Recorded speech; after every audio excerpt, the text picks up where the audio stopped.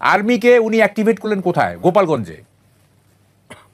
কিন্তু বাকি সব জায়গায় উনি ডিঅ্যাক্টিভেট করে রাখলেন। বিএনপি একটা লিবারেল ডেমোক্রেট দল, কিন্তু এই দেশটা আল্ট্রা রাইটিস্টদের হাতে চলে গেছে। This is the main crisis. দেশটা আল্ট্রা রাইটিস্টদের কাছে চলে গেছে, বিএনপি লিবারেল ডেমোক্রেট একটা দল। এই ক্রাইসিসটা একটা বড় ক্রাইসিস। এই ক্রাইসিস থেকে বিএনপি ওভারকাম করতে পারবে বলে আমার মনে হয় না। এবং দেখেন তারেক রহমান যে বলতেছে, তারেক রহমান বলতেছে যে আমার কি দেশে ফেরার এটা আমার হাতে নেই নাকি, তার হাতে নেই। এগুলি আমি 5ই আগস্টে 3 মাস পরে বলে রাখছি খালেদ মহিউদ্দিনের শোয়ে। আমার সঙ্গে শামসুজ্জামান দুদু ছিল। He is not coming, he is not coming. Shamsuzzaman Dudu আমাকে কন্ট্রাডিক্ট করতেছে, না সে চলে আসবে। না, ইট ইজ এ মাইনাসটি থিওরি, উনি আসবেন না। আমি 3 মাস পরে বলছি এগুলো। হ্যাঁ, কি কারণে আসবেন সেগুলো ব্যাখ্যা করছি আমি। দেখেন সব বলে যাচ্ছে, কিন্তু যা বলতেছি সব বলে যাচ্ছে। হ্যাঁ, তো তখন তা বিএনপি নেতারা অন্যরকম নানা রকম কুযুক্তি দেখে। আমি তখন এই খালেদ মহিউদ্দিনকে বলছি, দেখেন আমি ডাকসু বিতর্ক প্রতিযোগিতায় শ্রেষ্ঠ বক্তা, আমাকে কুযুক্তি দিবেন না। হ্যাঁ, 79-এ ডাকসু বিতর্ক প্রতিযোগিতায়।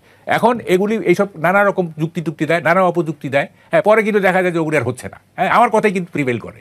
ফলে বিএনপির জন্য এখন একটা বড় সংকট যে তারা লিবারেল ডেমোক্রেসি আর চর্চা করতে পারবেন না।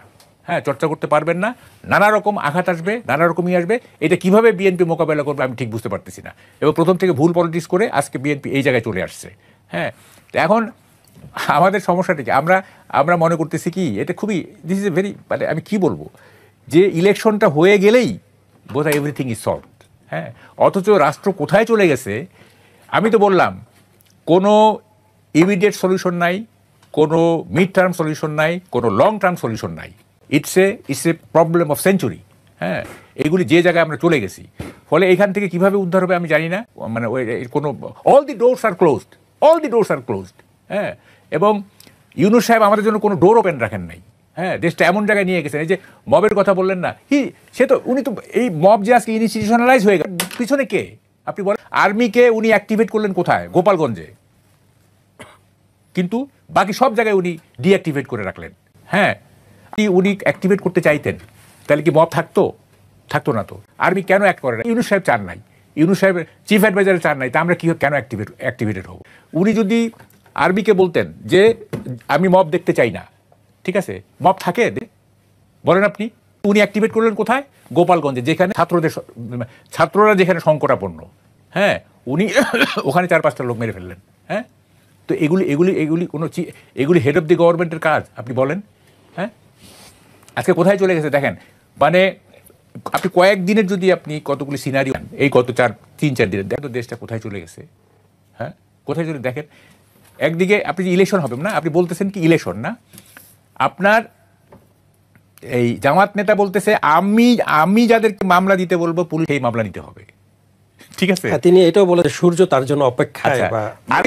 এটা বলেনি, এটা এই চিটাঙের যে ভাষায়, এটা আপনারা সবাই একজন সূর্যটা এটা আমি বলি শুনেন না, এর কথা বলেন। আরে শুনেন না, না এসেছে সংবাদ মাধ্যমে বললাম তো, আপনি শুনেন ভিডিও। জি, আমি আপনাকে একটু দেখাতে চাই যে এই যে আমার কথা শুনেন, কি আছে ওখানে বাদ দেন।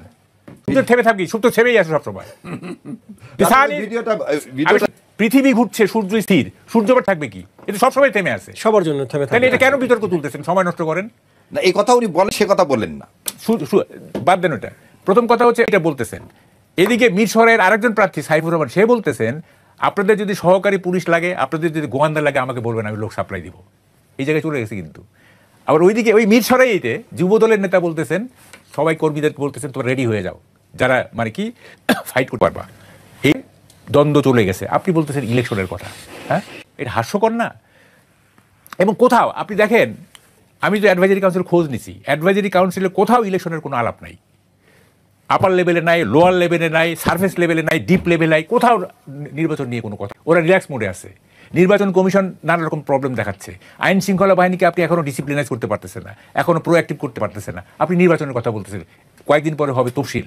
এগুলি ফাজলামি না? আমাদের ফাজলামি শুনে জনগণের সঙ্গে এগুলিকে আমরা বুঝি না?